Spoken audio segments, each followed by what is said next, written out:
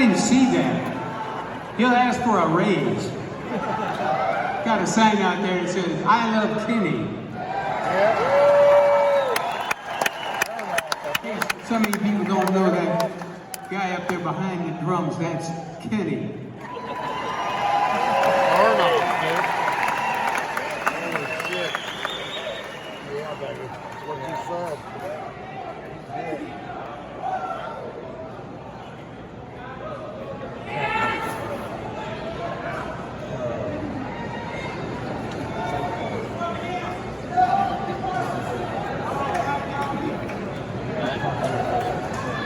Young man took lessons, drum lessons. He's a drummer.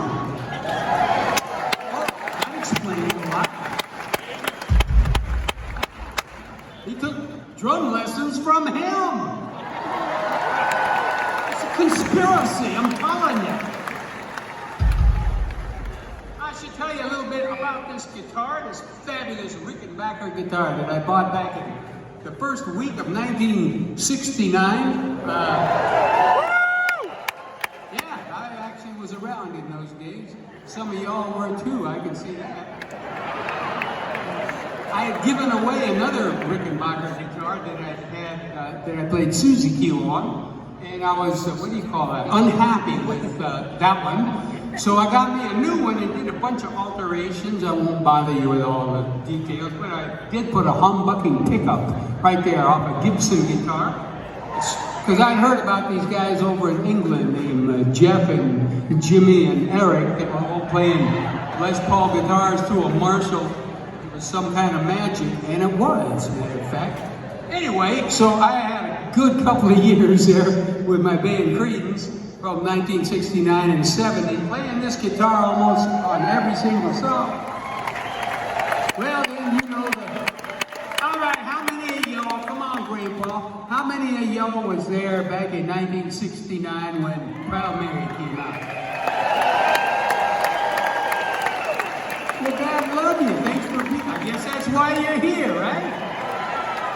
And me too, matter of fact. Anyway, you know, it's the same old story. Well, the girlfriends left, the band broke up, and I didn't have nothing to do. One day, these kids showed up at my house and said, "Hey, John, can I have one of your guitars?" And I said, "Sure, kid, here." And I gave them my most famous guy's name was Rick, or maybe Louie. There were two of them. I gave them my most famous. I don't know. Don't ask me why we do these things. I'm not responsible for anything. Least of all myself. What? God, I could run for a political office.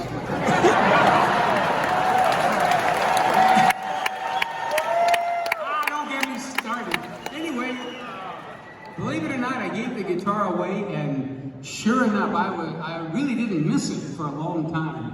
But a few years ago, I turned to my beautiful wife, Julie, and I said, "You know, what do you know about that old guitar I used to play?" And she went out in the hinterlands, as it were, in Middle America, and she found this guitar, which I hadn't seen for 44 years. I paid some guitar collector guy way too much to get my own guitar back. What a world, huh? Anyhow, and I was so happy. She put it under the Christmas tree, it's about 3 years ago now. And I got my baby back.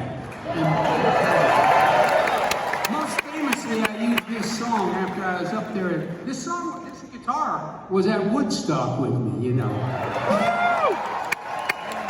There's at least one other item that was here that was at Woodstock with me, and that would be that tuck and roll beast back there, that custom amp that I played everything on.